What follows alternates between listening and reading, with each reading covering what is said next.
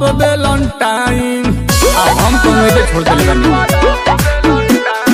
हमरा love letter बना कैलस कोनो साइन, मुँह मारो ऐसन परब वेलेंटाइन।